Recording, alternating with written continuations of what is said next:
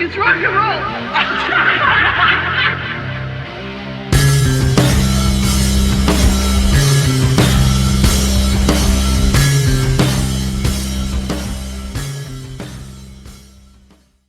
Welcome to the, well, what is it? Oh, it's the Look, It's Rock and Roll podcast. Look, it's rock and roll. Because we're going to take you back. Yeah, I have no idea what I'm doing today. I've had a hell of a week at work already, and it's only today. Because we no longer do Monday, Tuesday, Wednesday. It's just today. That day planner I was given for Christmas is not coming in any use whatsoever this year.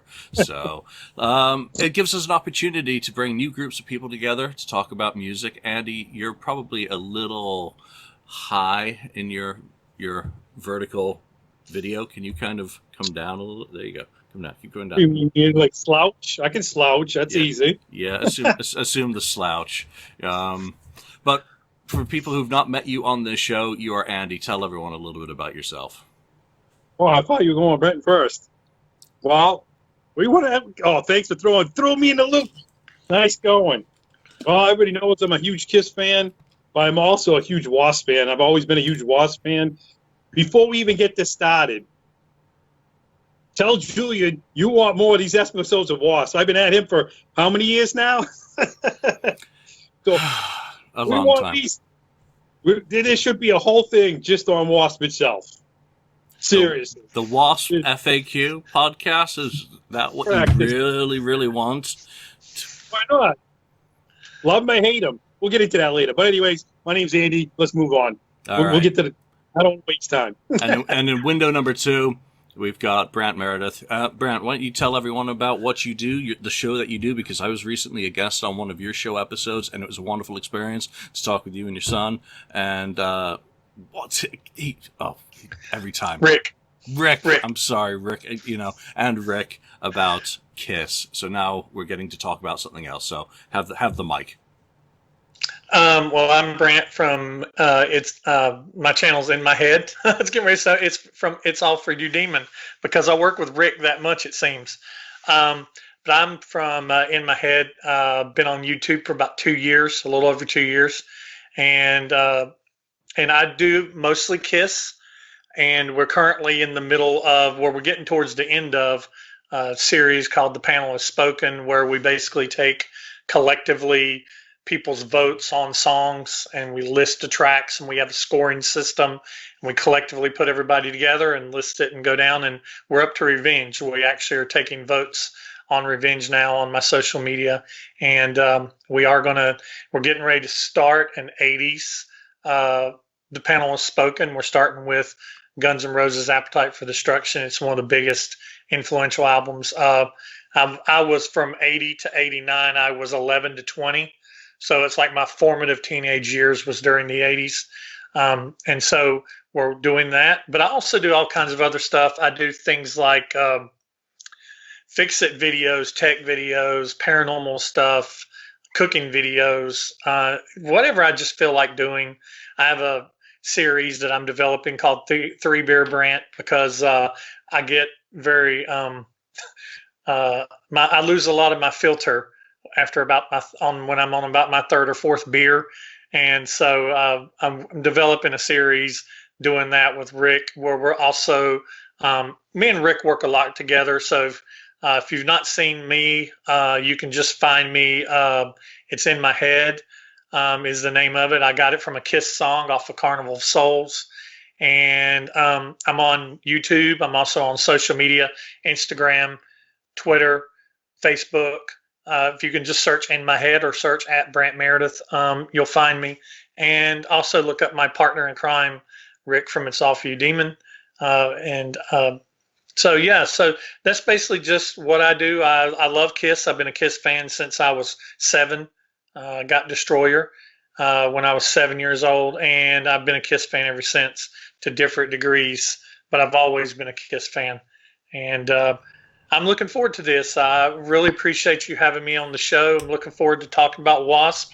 I'm not a very deep Wasp fan, but the era that we're going to be able to talk about just a little bit, I'm kind of deep in, and then I kind of went into the shallow end as they went on. But it's a band I've always admired, and I've been digging back into their first album and their second album over the last few days, and it's like being a 15 to 16-year-old kid all over again.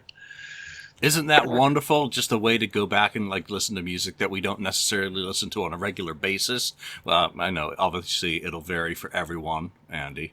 But I did have one quick question for you, Brant, before we move on. You recently did the panel for Asylum, and I saw that Bruce had sent his rankings in for that album. How did he do compared to the panel has spoken? Was he in line with the picks of everyone, or was he way out of line? The crazy thing is, we actually discussed that in the video towards the end of it, is he was exactly dead on except for 2 tracks. Of course, if you miss one, you're going to miss another, because if you miss one, if you got one wrong, you got that one wrong somewhere else.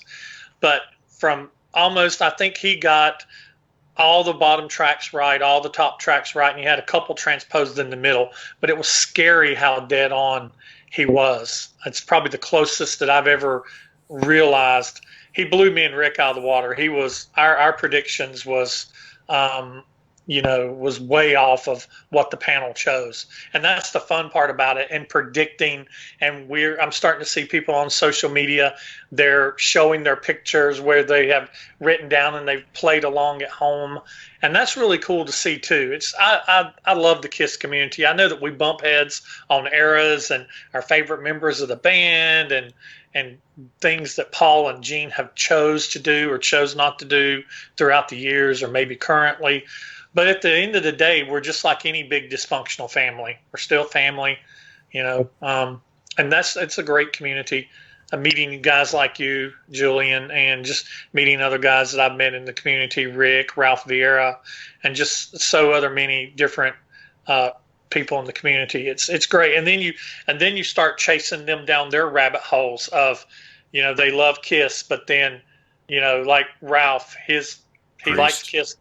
Yeah, but it's Priest, and Cheap Trick, and then you get Rick likes all these weird 80s bands and too, so it's really cool to be able to follow them down their own rabbit holes too.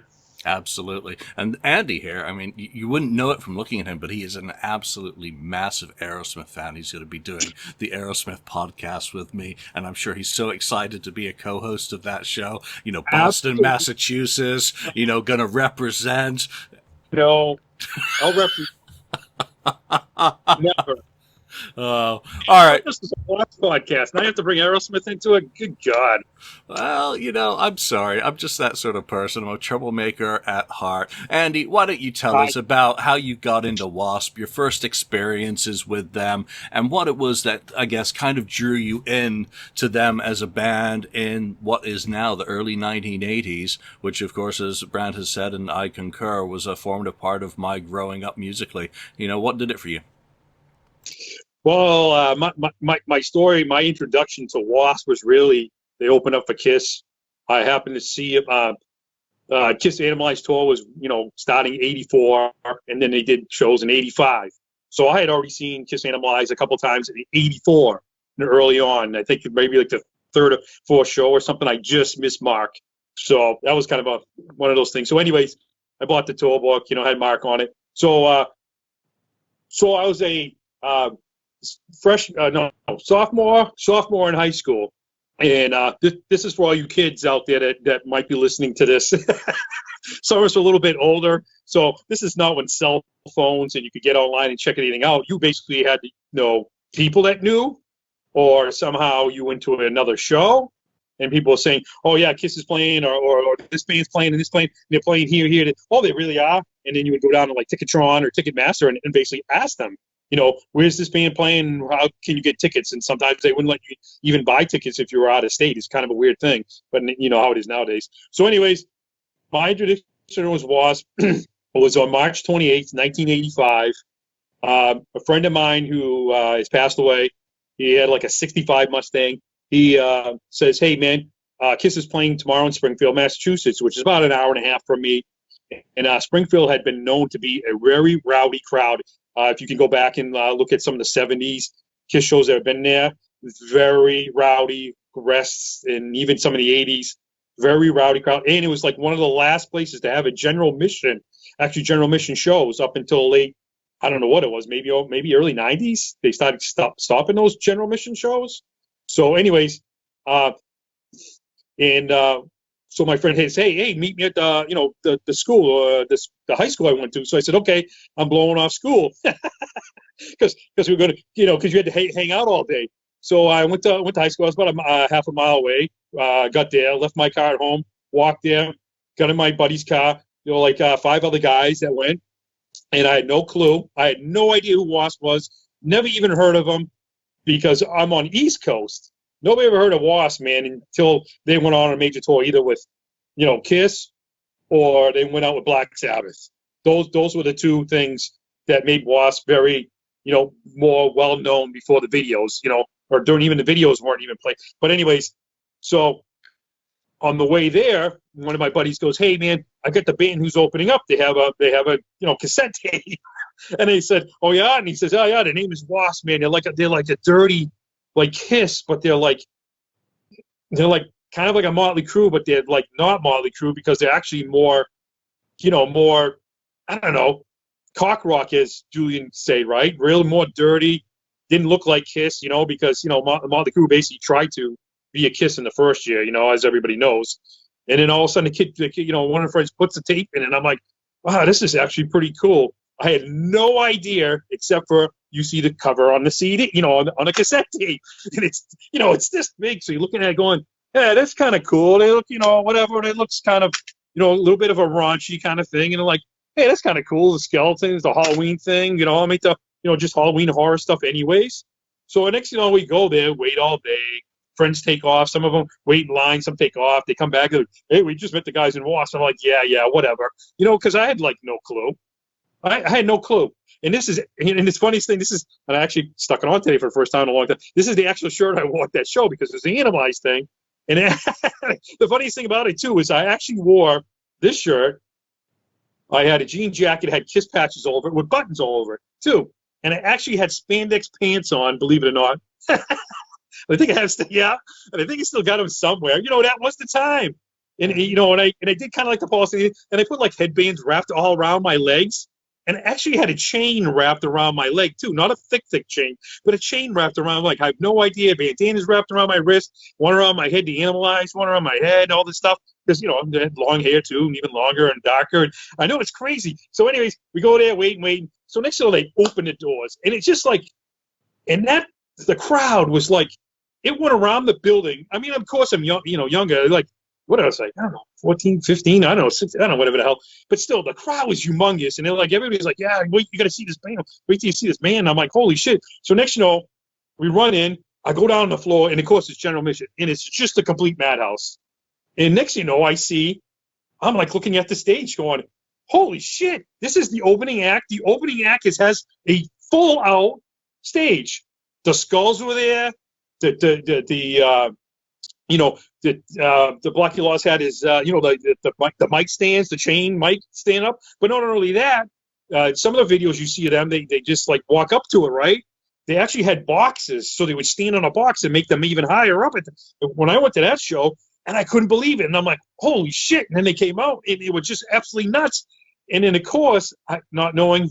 Never saw a Wasp, never knew any of this stuff except for the tape. And next I'm like, what the hell is that? Next there's Chris Holmes running around like a mad dog. He looks like he's on something because the guy's like, Paul Stanley on steroids, really, seriously. And then next Blackie's running around, and next Chris Holmes turn around. He's wearing assless chaps. I'm like, what the hell? Are you serious? And next there's like, and Blackie's got the bass in front of him. So you didn't really see, the blade, the cock rock blade, because unless he lifted it up, and he didn't lift it up that many times. And back then, he didn't turn around at the time, he didn't really turn around too much, so you couldn't see his other side. But the next, he lifts the thing out. I'm like, what the hell? Turns around. He's like, and I'm like, holy shit, this is just like craziness. And they had the full out stage, and they're playing, the songs, all the songs off the first album. And then Blackie, I'm like, holy crap! They come out, during They come out with the posters. We want this poster. I want to hear you scream and all this stuff. And he's throwing. And I mean, it was absolutely out of mind. I couldn't believe it. I've never seen an opening act. It was like they weren't even the opening act. It was like they were the full. You were there to see them, and then somebody was going to come out to be behind it. But knowing, oh no, shit, I know I'm going to see Kiss. It was absolutely nuts. And after all that, it was funny because I had the headbands on. After a while, they fall. I'm in a crowd, rowdy crowd. And next thing you know, I actually took the chain off because the chain kept falling down on me. And I actually threw it on stage next to Black. I'm just like, threw it right on stage. I'm like, man, I'm sick of this thing. Kept falling on me. I'm like, throop, and they kind of look like, what the fuck? Oops. And so that was really my introduction to Wasp. And also that night, I got lucky. Man, I'm telling you, I had no idea because my other friend, the other guy that was with us, was freaking out. I actually caught a Blackie Lawless pick that Holy night. crap. That's cool. That's cool. That's very cool. And there's nothing on the back. It's just plain. But this is one of that I mean it might be more picks even from like the earlier days. So basically that was my introduction to Wasp. So Wow. So the next day after school, because I actually went to school, and after school I went down to Strawberries. That's like I don't know, it's a chain. It's a chain in New England around the whole area. I went down and bought the first album. Nice. Let's we'll talk about the first album, the music, in a minute. But I mean, what you basically described sounds to me like someone describing watching Kiss open for a band in the early 70s, a generation earlier, that here you are in the 80s experiencing pretty much a very similar sort of situation to what we've heard of them opening for other bands and blowing them off stage. I mean, obviously we're not talking about that, but instead of having a big visual presence and a solid stage show, I mean, that must have been hellishly, impressive. And general admission, yeah. Yeah, well, when you're younger like that, you're in the pits back then in the days. You didn't care. It was just free. It was on. It didn't matter. I mean, I never punched anybody or anybody. I just had my arms in the air. It does. Love, I mean, a lot of us back in the day got long hair too in the 80s too, right? It was tough when you're in a general mission, get people on your back, you're like, Andy, I actually had hair in the 80s. I miss the 80s. I don't really want to remember them with you swinging your locks around. It's taking me down a very difficult part of my life to deal with. Brant, what was your introduction to Wasp, and what do you recall of kind of the first things that kind of grabbed your attention with them as a band? Well, I'm pretty sure I never saw Wasp live. I did see the Animalized tour, but it was later on in the tour. It was after Bruce had came on. And what's funny is the shirt that you have on, I actually, with Mark St. John on it, I had a shirt like that. They were still selling them at the tour, but then you can't find that shirt now. You find that shirt reproduced or whatever. It's got Bruce Kulick on it. They photoshopped Bruce in where Mark St. John was. It should be then, huh? So yeah, that's a rare shirt. And even if I still had mine, it wouldn't fit me. So kudos to you. Barely. If I stand up and show you, he wouldn't be. You don't want to see that.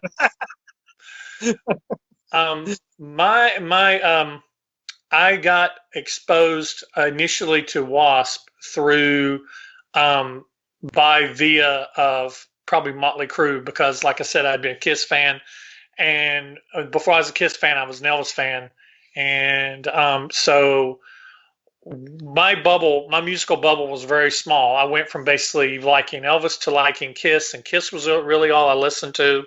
I just kind of obsessed over them.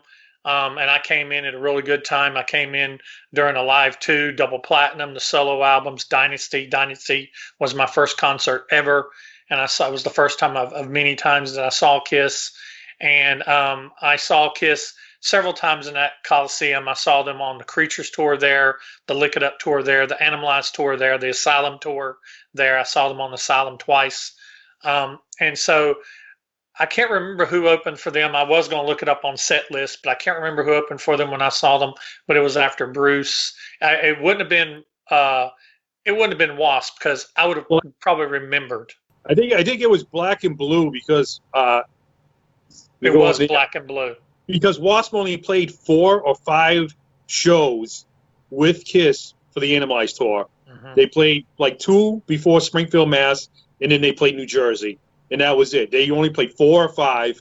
I think it was 2 shows in Florida, then Massachusetts, and then New Jersey. And then a lot of people the following year, because I see a lot of people say they saw him on Kiss Asylum, which I didn't. I don't know who was on Kiss. Maybe it was Black and Blue on Kiss Asylum. When the Asylum tour came around, I forgot. Maybe it was Black and Blue then. I never got to see Wasp on the Asylum tour, which is kind of weird. It's like not seeing, like I don't know. You said you saw the Creatures tour. Did you happen to see Motley Crue on that? Were they on that one? I think it was the Plasmatics. Wasn't the Plasmatics on the Creatures tour at some point in time? Because I saw the Plasmatics, but I can't remember what tour it was. So it might have been Creatures. Yeah, Plasmatics started opening for Kiss in February of '83. They followed Night Ranger, so, and then Motley Crue came in at the end. I got Night Ranger. So yeah, so that's the kind of the drift, So Wasp didn't really play a lot of shows with Kiss in '84. They had their own tour in '84, which was like 55 shows, but they were like California, Texas. They didn't really go out of the West Coast area. If you look it up, you see it on the West Coast area. They never got that far out until they went on the Kiss tour. And I think that, like I said, the Asylum, they were played much more on the Asylum. And then, when you got to the Last Command, they went on tour with Black Sabbath, and and that really put them, in the limelight of really seeing them. And then of course the videos came out, Mm-hmm. But yeah, so I'd listened to Kiss, and then I got exposed to Motley Crue, and I remember seeing, and I bought magazines. There was a store right above my house, and I used to walk up there, and I'd spend my allowance buying magazines. And I remember seeing Blackie in the magazine. I remember seeing the saw blades he had on his arms, and I remember looking and saying, "Wow, this is how kind of like maybe how Kiss used to look." Sans the makeup, but I saw they were very theatrical. They reminded me of Motley Crue. Like you said, you made that reference. They reminded me of early Motley Crue, the Shout at the Devil, Too Fast for Love crew. And so at the time I had a subscription to or RCA or Columbia House Record Club. Who didn't, tape the penny, and they had the little stamps and you put it on. And I remember seeing Wasp, this little bitty picture of the album. And so I put it on there and got it. And I remember getting the album, and I remember just looking at the cover and just being like, this is going to be badass, and putting it in. And yeah, I mean, we'll talk about the album, but I really enjoyed their first album. And I had a friend of mine that in junior high and into high school, we always talked about music, and went to school and started talking to them. I'd sneak my albums to school in my gym bag, bending the corners of them all up. And so yeah, I took that in, and they're like, "Oh yeah, Blackie Law." They didn't even say Wasp, but like, "Oh yeah, Blackie Lawless," and I was like, "Yeah, So, but that was basically my introduction. I never seen Wasp live, and it wasn't a band that after their first album I really didn't follow them very hardcore, but I've always enjoyed them. See, for me, so much of my story starts in 1985 for kind of my hard rock adventures. With Kiss, it's Asylum. With Motley Crue, it's Theater of Pain. Those are the albums that I got into that really dragged me to the dark side. Before that, 83, I'd been into Quiet Riot and Pyromania, obviously.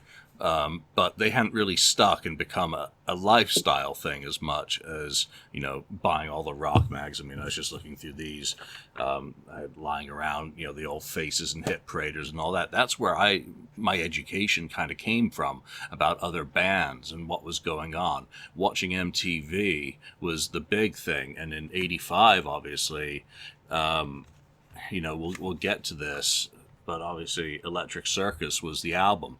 And to a certain extent, it's kind of always been one of my favorite Wasp albums. I know it's not one of the better ones, especially when you compare it to the first, which we'll talk about in a minute. But there was something really good going on with the image on, the videos that were being made for this that were in circulation. And then I got to see the videos from the previous albums, and I went backwards through the catalog. I got Last Command next. I worked my way backwards, and it took me quite a few years to get Winged Assassins, or whatever you want to refer to it as. And I was only looking at today, and I was just like, whoa, there's eyes on the cover of that thing. I never noticed that before looking at that cover, that there's actually a face in the background behind everything. When we get there, we get to that. So I came in when they had become a little bit more melodic, and come on, 1985. So many of those Hollywood and bands had kind of toned themselves down a little bit. Motley Crue obviously completely toned themselves down with theater. Though I do still say that if that thing had the guitar sound of Shout at the Devil, it would be a damn sight better album than it actually is. Kiss obviously had also changed themselves. Aerosmith in '85 had, I said the A word again, Andy, just like everybody changes themselves, man. Every band's got to change themselves. If they don't, it seems to repeat. It seems to. I think one of the only bands that's repeated itself kind of in the same way is AC/DC. Yep, and gotten away with it. It seems to repeat. The same whatever, and it seems to work for them. It's one of the few bands I think it works, but other than that, it don't work. But seeing, people will refer to say, oh man, Motley Crue, and then they say like Wasp. Wasp is like blah blah blah. But if you go back to the before, even older than that, like the sister, Blackie and Nikki Sixx knew each other. That whole California thing. They used to all hang out. They had some wild stories. So they kind of all knew each other. And to me, Motley Crue tried to be Kiss in that first year, period. There's no doubt about it. They tried, a little bit cheaper version. Let's say cheaper, but the version. They wanted to be Kiss, period. Wasp just was like sleazy, dirty, cock rock. They didn't give a shit. They basically, to me, man, blew Motley Crue way out of the water. They just didn't get the recognition because of certain things that came up. We'll get whenever you want to get into the CDs and talk about that stuff. But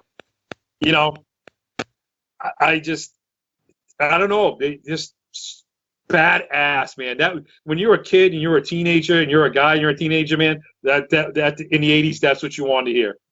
Right? Yeah, absolutely. So let's talk about the album. Brant, why don't you start us off with, a little bit of your review of this album, and, what are the songs that jump out at you, and are there any real dogs on there other than Chris Holmes? What? Let's see. I listened to it again this afternoon just to refresh my memory on it. There's really only a couple songs that just really don't do it for me on this album. There's not really any songs I'd consider really bad or stinkers, but the two that just kind of fall a little flat for me is School Days falls a little flat for me, and Tormentor falls a little flat for me. And I've always thought that it sounds a lot of these early '80s albums, they sound a lot like they sound a lot the same. Like you'll hear, they'll sound like guitars sound like Judas Priest, Iron Maiden. They have a lot of that same sound. And so whenever it first comes on, unless you know the song, you don't really know what band you're listening to. But I don't fault it for that. But the real standout song for me is I really love The Torture Never Stops. I like Sleeping in the Fire. I like Hellion. But I also like, I Want to Be Somebody, LOVE, Love Machine, The Flame, BAD, I really like. On Your Knees.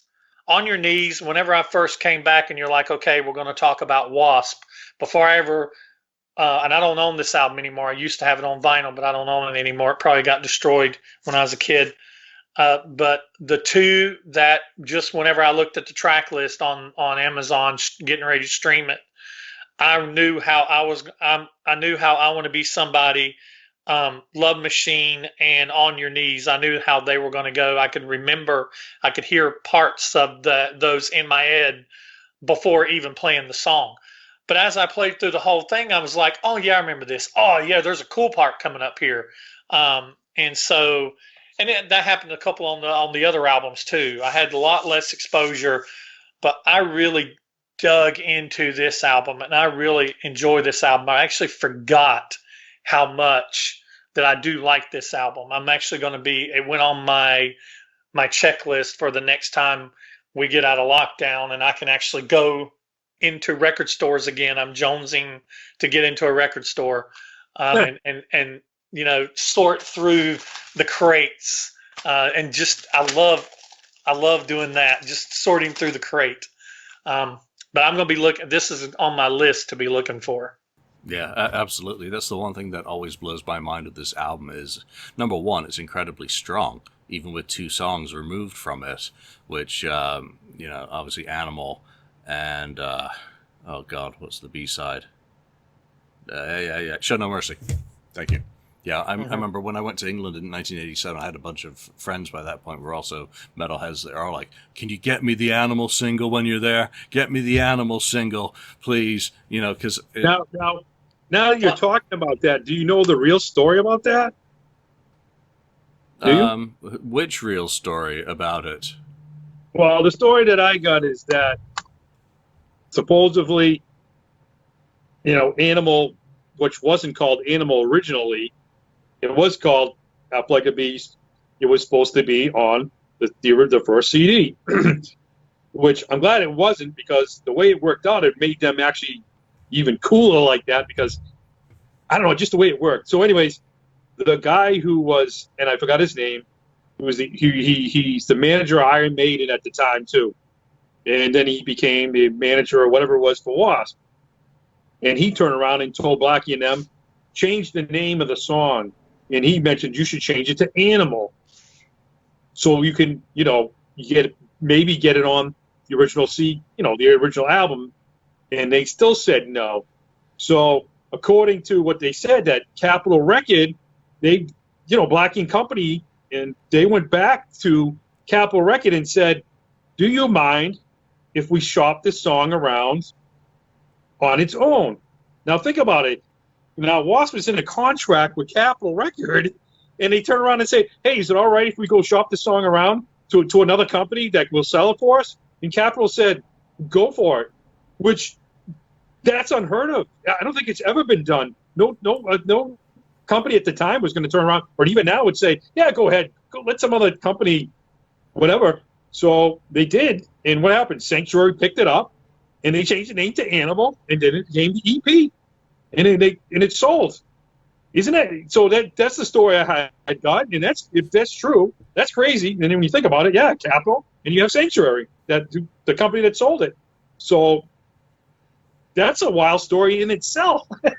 Yeah, the drama of the first album with that song attached to it. I mean, it's more in hindsight for me, because obviously I wasn't a fan in '84. I didn't know anything about the band in '83, and only ever learned Rick Fox's name way later, down the road in terms of the band's formation and, the Master of Disaster, or whatever they're called, Face the Attack demos, which I still have kicking around here somewhere.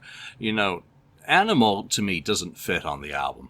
I think with it removed, it's a stronger album, because that would just have become the focus, the detraction from it. And cutting a side deal was much better for the hype of being this song was so evil, Capitol wouldn't let us release it, but we got Music for Nations was, I think, the original label in Britain, before Restless then picked it up later, and Sanctuary, all that later, in '87 actually. When that got reissued, there was a lot of hype around it then as well. You could finally get it in America. Restless and Sanctuary were putting out a whole ton of stuff in '87, '86. Parents' worst nightmare it started being. It was. So now it wasn't just over in England that people had to beg me to bring it back over with me. But, Show No Mercy, that was a big loss, because I think that is one of the very strongest songs from the era. I got back into this album. My show prep for this today was watching Wasp live at the Lyceum, '84. And that whole video is just an absolutely fantastic, filthy... Huh? Now did you do you that the song part of it, the Wasp was actually Dungeon, the movie, The Dungeon. I have no idea. It's called. It's actually, it was originally called Ragman, but the Dungeon Master. Oh yeah. And they play probably Tom Hunter in the song, and Tony Richards, the drummer, is actually in the video. They show him, which was, he disappeared before they actually went on tour, that first, world tour. So Tony was gone, and, I heard he was into drugs. That's the story, and so that's why they got him. And then they got Steve Riley, and everybody knows who Steve Riley is, right? L.A. Guns. L.A. Guns, yeah. Yep. All right, so me, what are your stronger picks on this album, Andy? I mean, what are the songs that, you can't say the whole album. That is not an acceptable answer. You have to filter your selections down to some song picks here of the ones that work and maybe one that does not. Well, I know that I Want to Be Somebody and Love Machine are the two big ones. So I'm just putting them aside because they are big and they are very popular, whatever, because of the videos and the stuff and all that stuff. And they are great tunes, man. I'm kind of tossed out of the two is between The Flame and BAD, and even, it just, because they were different. I'm like, even at BAD, when I was a kid, you're like, what the hell's BAD? Is it a badass dick? It just, I do, but my least favorite though, out of all of them though, on that first album though, my least favorite is the Torture Never Stops. It's my least favorite, and then people are like, "I gotta be out of your mind," because of the whole, the chick in the rack and all that stuff and stuff. But to me, I don't know, the sound of that one song, the guitar sound of that song, I don't know, I wasn't really favored with that sound. That riff and stuff. That wasn't just, I don't know, that just wasn't my favorite out of all of them though. I'm not saying it's a bad, but that's probably my least favorite out of that whole thing, out of that whole song, out of that whole album. But the thing of, where is it? I'm going to go grab it too, right here. I got everything. All right, so while you're grabbing things, I'm going to talk about some of the songs I like. I always liked bands that were able to do very poppy stuff, but come from a metal direction with it.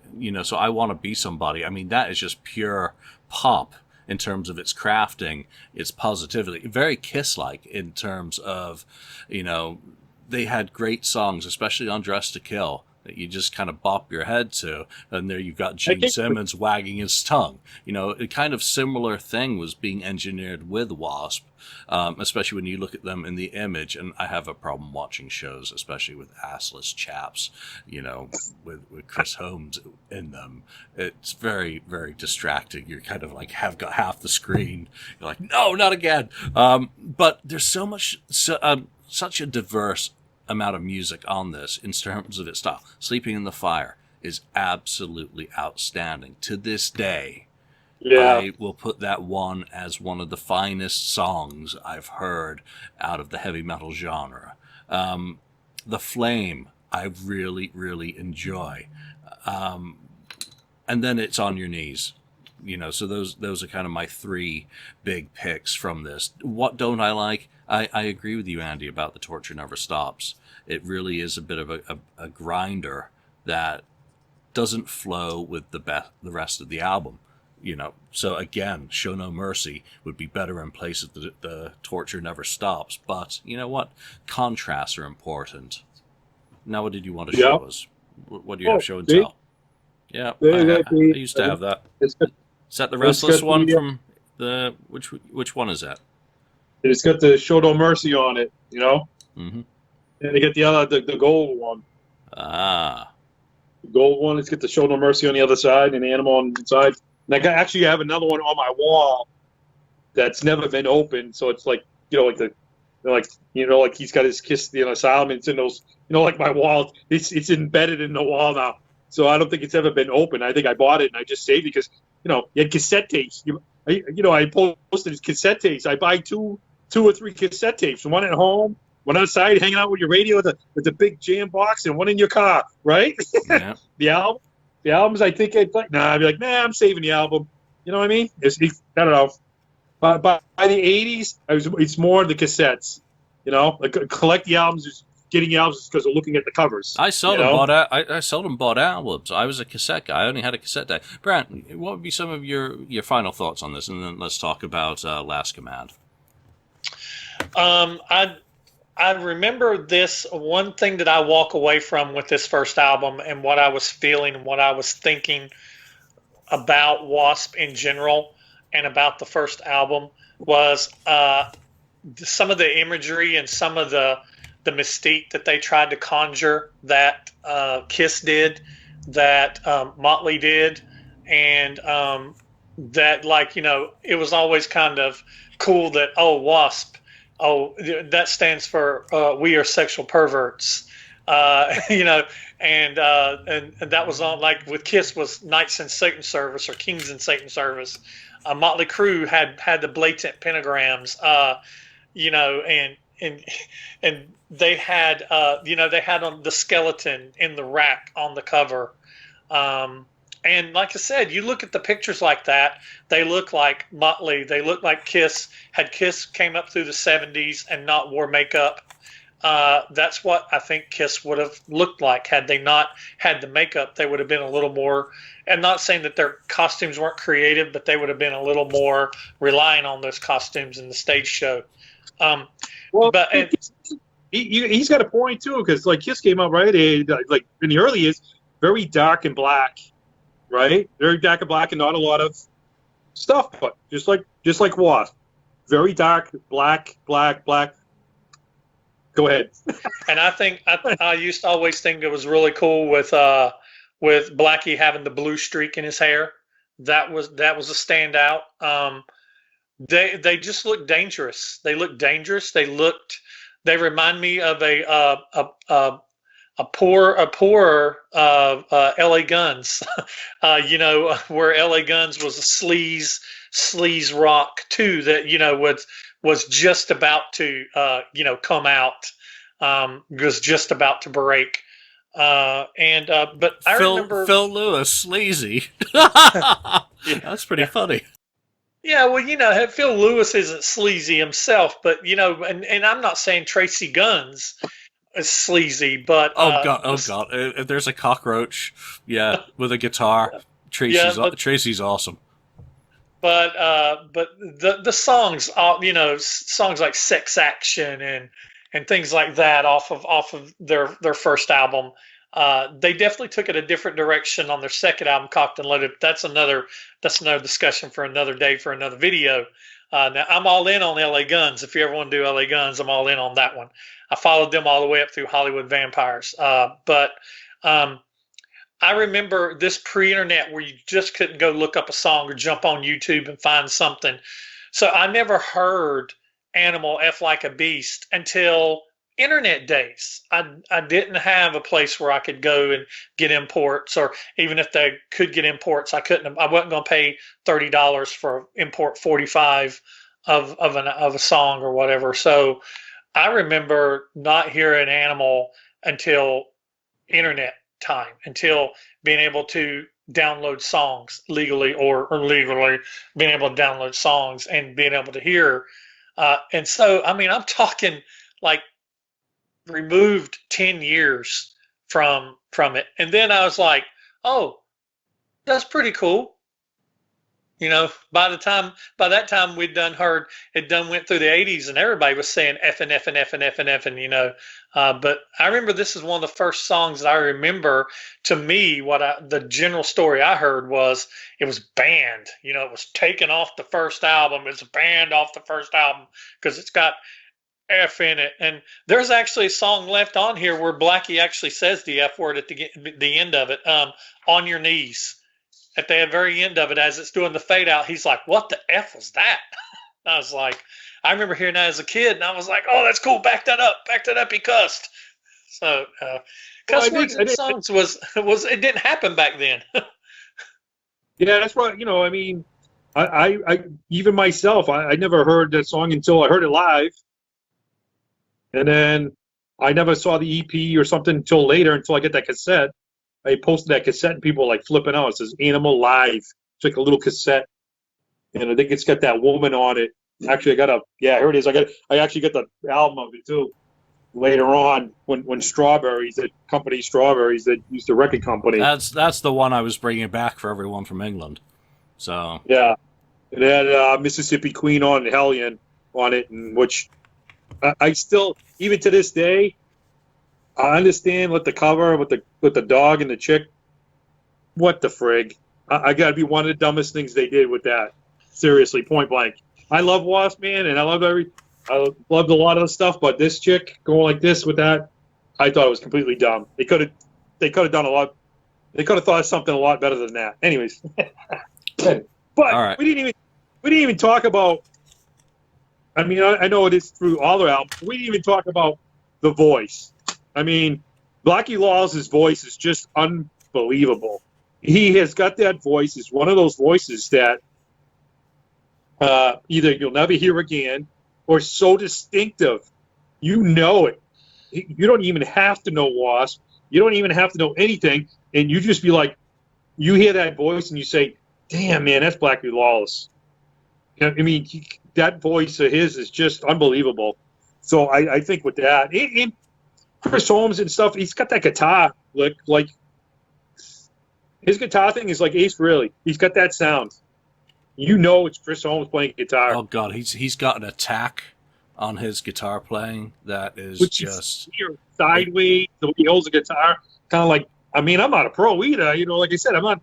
But the way he still holds it the same way, that way down, but it's turned, tilted, and the way he, you know, I mean, you see guitar players and they're like kind of holding it sort of straight. Chris Holmes has got it like way down here, and he's like, you know what I mean? It's just the whole thing when I was just totally blown away by it, you know. So, but mid '80s image wise, I mean, I was kind of laughing at Blackie for his skunk streak, you know, because it had been done. It had been done by Joe Perry. It had been done by Paul Stanley. Who else had, you know, put a skunk stripe in their hair? You know, it was image, you know, and it was like, okay, he's harkening back to stuff that's been done, you know, the whole stage thing to me. And again, because I came in at this point in the mid 80s where all this stuff had already been done, so I was just looking back through pictures, was, you know, that there were a similarity between early Wasp and Kiss. That Wasp to me was like Kiss without makeup could have been had they started years later, because the fresh meat shtick that they did on stage, throwing it out into the audience. I never got the nun thing, and I mean that. But then you look back at some of the Kiss photo sessions when they've got the girl. There are a lot of similarities between them. And Blackie's voice, yeah, it is very unique, and it was really cool going back. I mean, I was going through a copy of, what was it? Where is it? It's right here. Him lighting the thing on fire. Which, man, if you're younger, man, and never seen that before, because, you know, nowadays you can't do that. But, man, imagine being in that little club when Blackie Lawless set the Wasp sign on fire. I mean, I look at that thing now and go, holy God. And those clubs aren't that big out in California either, I don't think. You know, I've never been out in any of those arenas or clubs, but, man, some of those clubs look very small. You know, that way, Troubadour and Blackie and them to hang out and stuff. So. Well, yeah, then think about stuff like the station fire, you know, which comes later, and some of the stuff that they were doing in these shows, you know, in very small confines. I'm seeing if it's in here, because I'm pretty sure it's this issue of Cream from 1976, which has a picture of Blackie with his then band, Killer Kane. So Arthur Kane, yeah, and he's credited there as Blackie Guzman. So, I mean, still very distinctive looking. Let's move into The Last Command, because, you know, I do like to keep our shows at about an hour in length, so I think we're not going to get into the Electric Circus today. But The Last...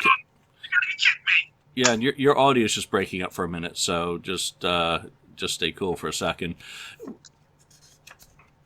Last Command is when they started going a bit kind of softer and more polished. I believe that it's produced by Spencer Proffer. Yeah, it is. Spencer Proffer for Pasha. So he had been responsible for ruining Quiet Riot with QR3 in '86, as far as I was concerned. Hated that album.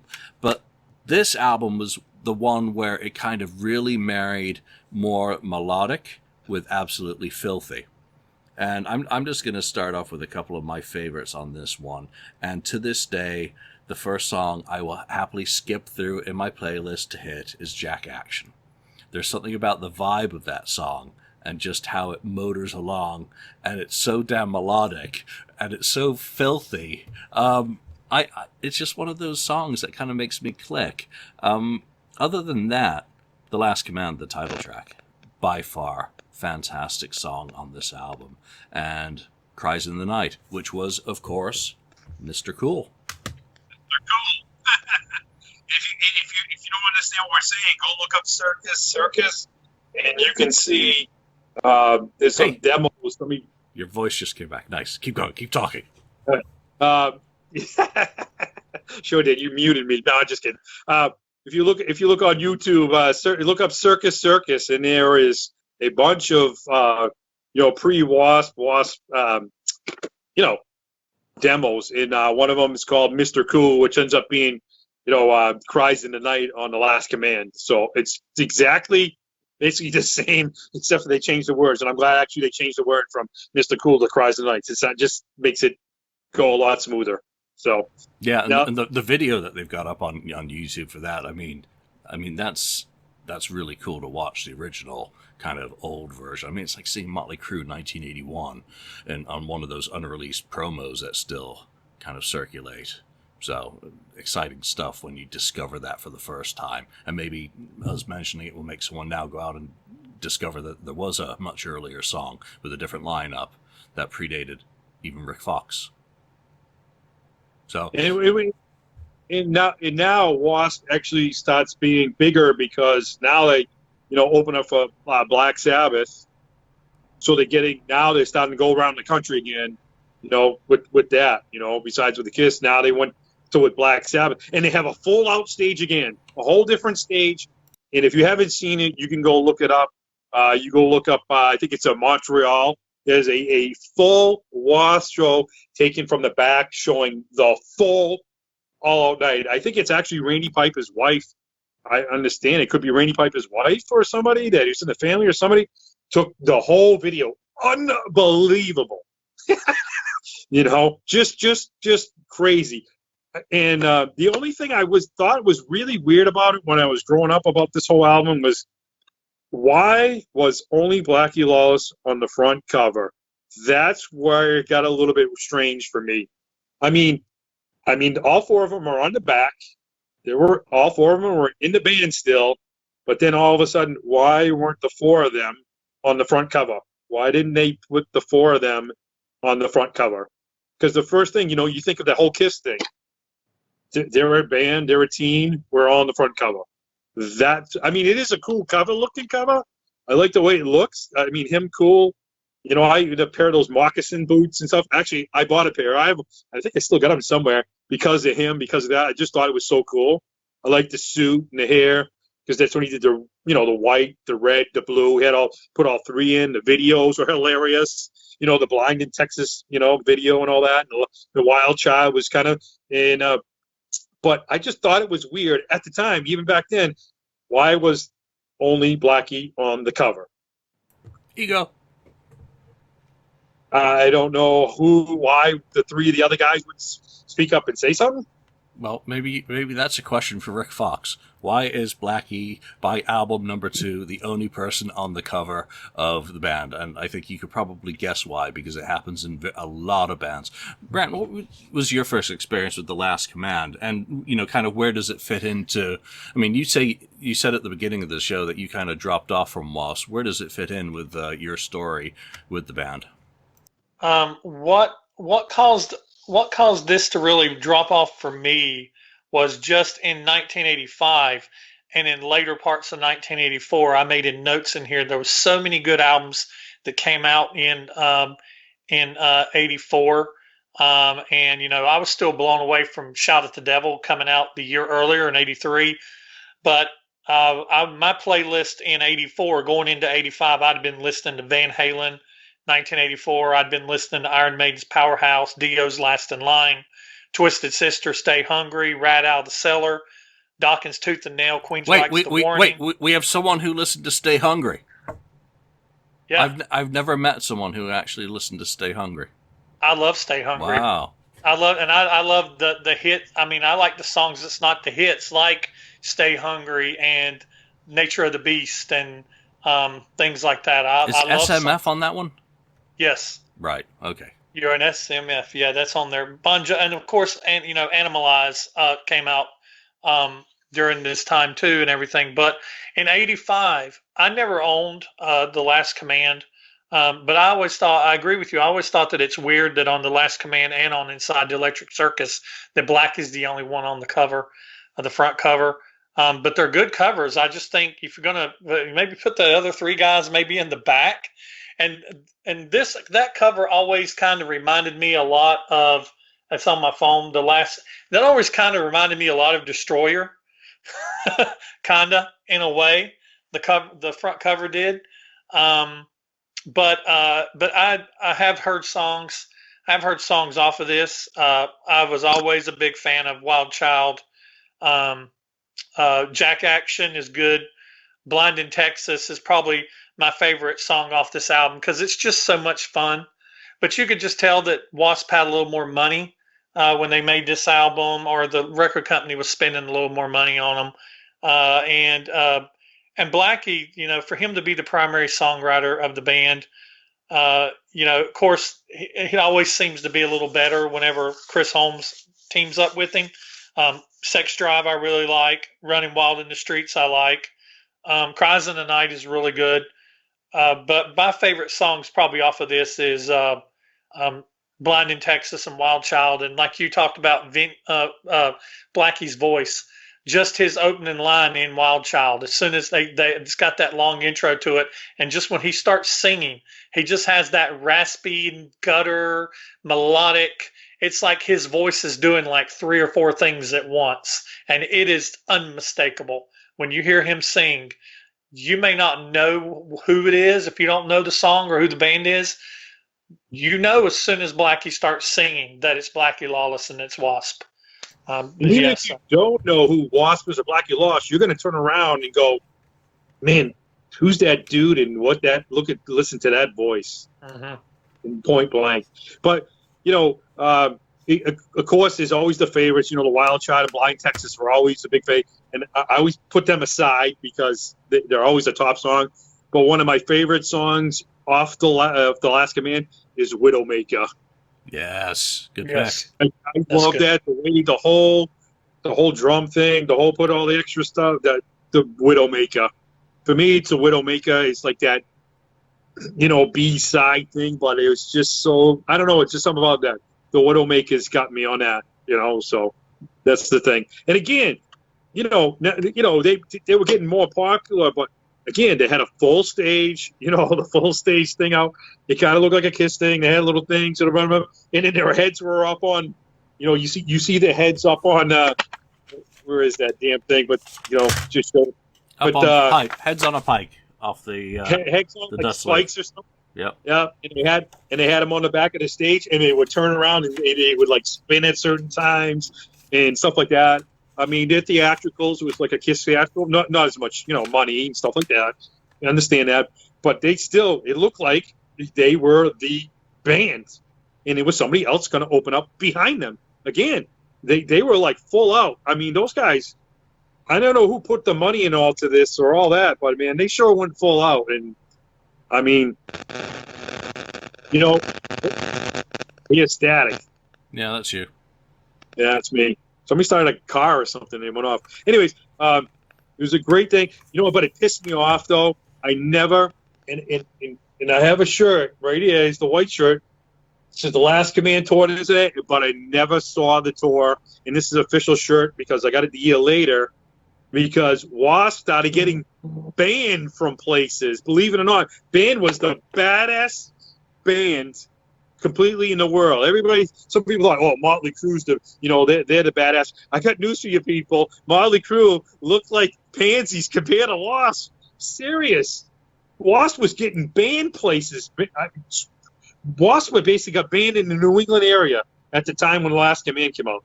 They were supposed to play Connecticut, Boston, and New England in another place, and they were banned and they couldn't.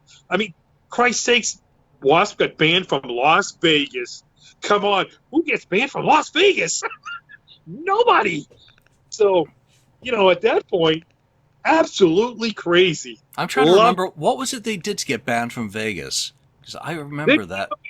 Overseas, they were banning places. People, because as Blackie Lawless said, they were every parent's worst nightmare at the time, because Animal came out, people started getting Animal, kind of like the Kiss Destroy, God of Thunder. When they God of Thunder, oh my God, the religious people. You know what I mean? At the time, even though the album was out way after that, so, I mean. I think this album's helped by the amount of extra co-writing that's on it, that it's not just Blackie. You've got Steve Riley coming in on drums, replacing Tony Richards, right? He was the drummer. But then you've got Blackie writing with Spencer, and Spencer was very melodic. You got more. There are 3 songs with Chris, and Steve Riley, takes the primary songwriting credit on Jack Action. So I think that benefited the band, but they didn't go as soft as, say, Rat. When you think about what happened to Rat between '84 out of the Cellar and then Invasion of Your Privacy, completely different bands in both terms of style from Leather, and they went into the kind of the Motley Crue spandex theatrics as well for Invasion. That's not saying I don't love that album, but Wasp didn't do that. They softened it down a little bit, but only ever so slightly. And what they softened it down for, they certainly kept together. I remember reading all the magazine articles about them at the time. I remember something about Vegas, but again, it just hasn't stuck in my head. There's too many Kiss pieces of garbage in there that have pushed everything out the other air. But in terms of the album, I'd love, watching some of the bootlegs on YouTube. They've got the Who Dares Wins flag as the drum riser behind them as well. And they always, from the shows that I've heard, dialed in pretty solid performances. They're pretty reliable in terms of what you got from the show, at least from the bootlegs I've heard. And I mean, I'm going back to Reseda 83 through Lyceum, obviously. Then there's the Montreal one you mentioned. So, they were strong performers, strong band, strong catalog. It's hilarious that Chris Holmes coming on Blind in Texas wearing he throws on a Dallas Cowboy shirt and throws on a Dallas Cowboy, football helmet and starts playing Blind in Texas and can't even see. I mean, and they were all like, and they did the Kiss thing. They know they had a routine. They had to go to certain places at certain times, whatever. And they, switch sides and then, got the audience and they were, I mean, look at the boot. Like, again, all you got to do, if you have never seen it, go to YouTube, find out Wasp, Montreal, and the Black Sabbath. Like I said, I never get to see The Last Command because they weren't there. I got stuck with Anthrax. So it was Black Sabbath and Anthrax. So that was my with that. I was not happy when I went to Worcester Centrum, which they call it DCU now, where Kiss did.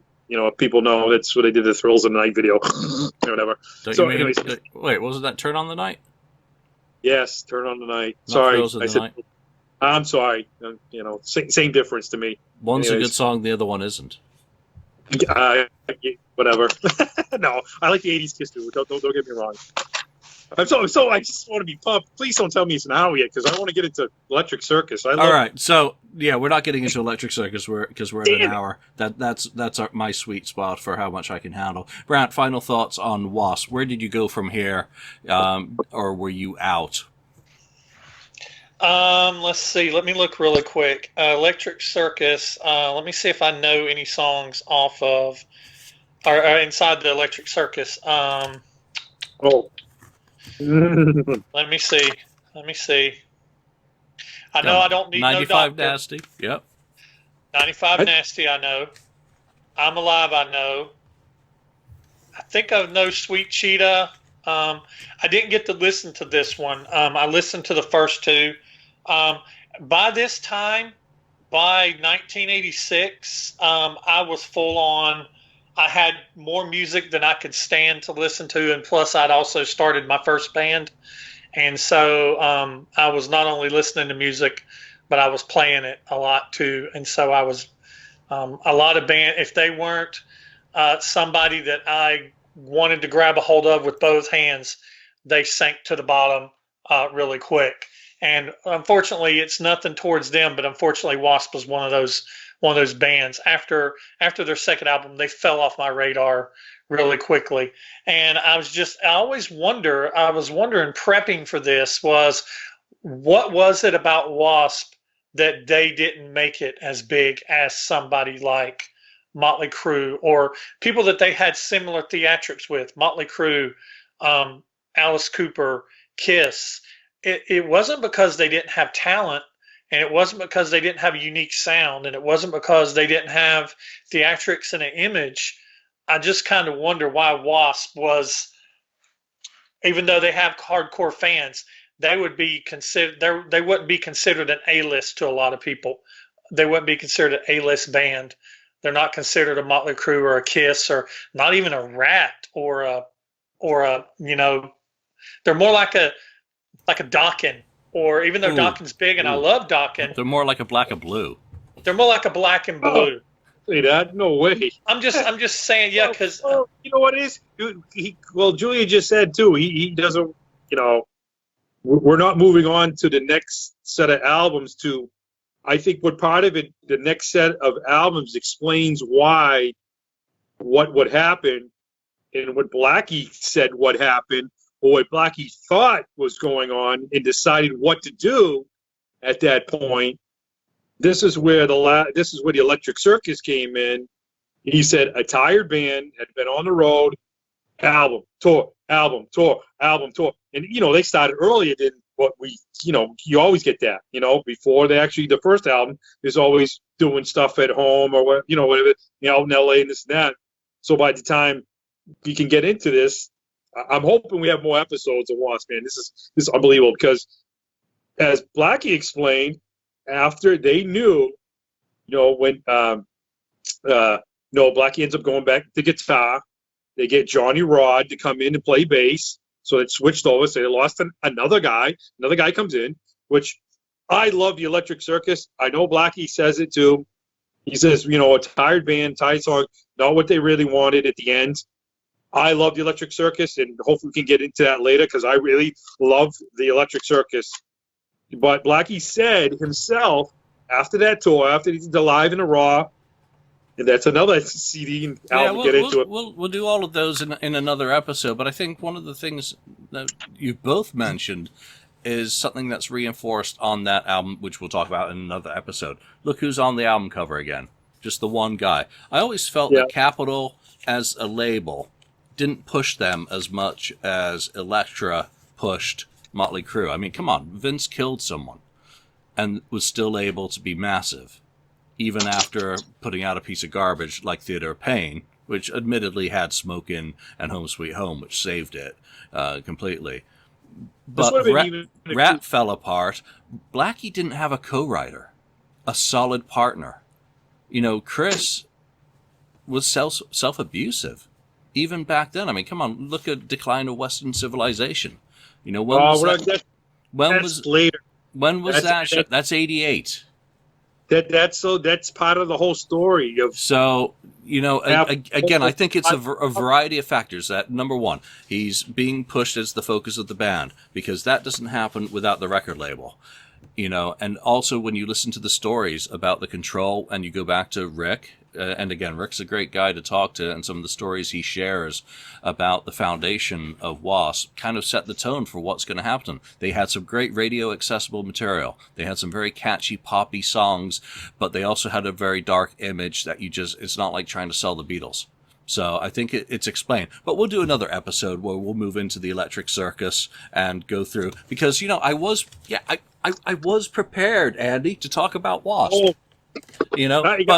But it's only fair to talk about two and not do a 10-hour webcast, because that's just rude, and I don't do editing. I'm not editing. People love it. Yeah, but I'm telling you, save it for next time. To save it. People, if you're watching this or listening to this, please comment.